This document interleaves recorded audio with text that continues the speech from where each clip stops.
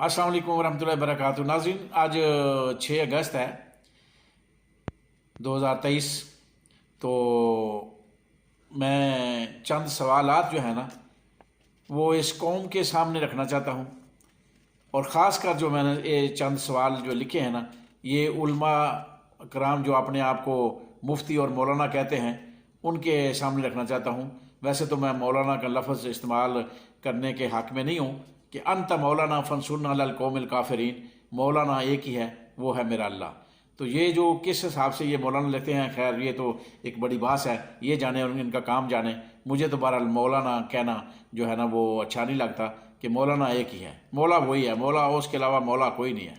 वो है देने वाला, राज़िक, खालिक, वो सब वो मौला है। तो बाकी चलो, ये बात तो बहुत लंबी है, मैं इतना इल्म वाला नहीं हूँ। तो मेरे जो है ना वो 13-14 सवाल थे जो मैंने इस कौम के आगे रखने थे, और इस उलमा, ख़ासकर उलमा के सामने। कि नंबर 1 है कि मौलाना साहब, इस्लामी यूनिवर्सिटी में बावलपुर में जो कुछ हुआ उस पर उलमा का कोई रद्द अमल नहीं आया, और दूसरे भी तलीमी इदारों में इस तरह की सूरत हाल है, बल्कि कई में तो इससे भी ज़्यादा बदतर सूरत हाल है। तो आप इस सिलसिले में क्या कहेंगे? दूसरा सवाल ये है कि मुल्क के अंदर जो इस वक्त आ रही है, रिपोर्टें आ रही हैं, वो 60% से ज़्यादा बच्चों के साथ वो जना और रैप के केस आ रहे हैं। इसके बारे में आपका क्या किरदार है और क्या कहते हैं? तीसरा ये है कि उलमाए दीन का ग्रुप जना उस लाहौर में गया था, वहाँ फ़ोटो मैंने देखी, फ़ोटो ग्रुप देखा मैंने। क्या अब किसी ग्रुप का इस्लामिया यूनिवर्सिटी बावलपुर में नहीं जाना चाहिए था, या वहाँ जाके फ़ोटो सेशन नहीं होना चाहिए था? क्या उलमा को वहाँ जाना ज़रूरी था कि नहीं? इसका सवाल चाहिए। अवाम भी पूछे, मैं अवाम से भी पूछता हूँ कि यार जो कुछ हुआ वो शायद दिन नहीं है।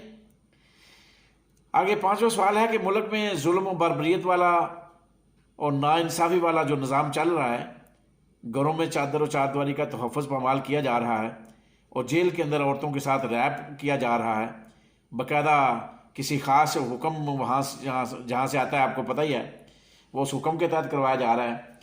कुछ लोगों की अपनी अपनी तस्कीन है, उसमें जो पकड़ दकड़ और एक सियासी जमात के ख़िलाफ़ जो जारी है, इस पर उलमा क्या कहते हैं और उलमा का इसमें क्या किरदार है? क्या उलमा कोई किरदार अदा करना चाहते हैं या नहीं, या चाहिए या नहीं? सवाल है, क्या उलमा कराम का छठा सवाल, क्या उलमा कराम का काम यह है कि वो अपनी अपनी नमाज़ें पढ़ते रहें और अपने अपने काम करते रहें, मदरसे चलाते रहें और मसल्ले बिछाकर तहज्जुद भी पढ़ते रहें, बेशक गरीब की बेटी की इज़्ज़त तार तार कर होती रहे, तो उनको इससे कोई फ़र्क पड़ता है कि नहीं? ये सवाल है मेरा। नंबर 7, क्या हक़ और सच की आवाज़ बुलंद करना उलमा का काम नहीं है, या सिर्फ ये इमरान खान का काम है? नंबर 8, और क्या हम इस वक्त कुफा वालों की तरह खामोश चुपचाप खौफ व दहशत के आलम में हैं? क्या हम कुफा वालों की मिसाल पेश नहीं कर रहे? आगे 9वां सवाल कि हम उस साने पर रोने देने, कुफा वालों या करबला के साने के ऊपर रोने धोने के अलावा, तकरीरों के अलावा और कोई काम हमें नहीं करना चाहिए? नंबर 9, तो क्या खुदा न खास्ता हम फिर एक सच्चे इंसान को तख्तादार पर चढ़ाने के लिए कुफा वालों की तरह खामोशी का किरदार अदा कर रहे हैं? 10, क्या आप मैदान में आ सकते हैं पुरअमन एहतजाज की काल देकर? क्या उलमा कराम लियाकत बाग रावलपिंडी में आ सकते हैं इस एहतजाज को लेके कि सारे मिल बैठ के एक सोच इकट्ठी की जाए इस मुल्क को बचाने के लिए?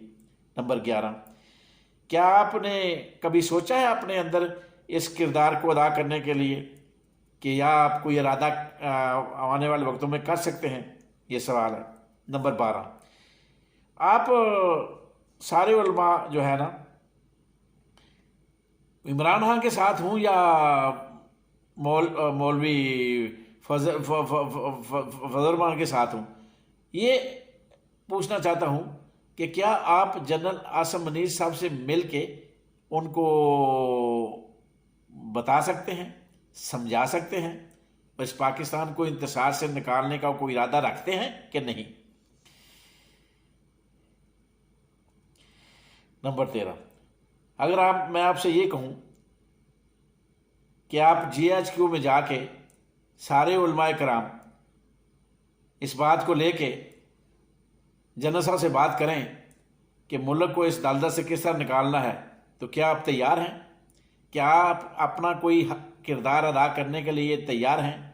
کیا اس ملک کے لیے کچھ کر سکتے ہیں؟ یہ موقع تھا جو آپ کرنا چاہیے تھا، مگر آپ نے نہیں کیا۔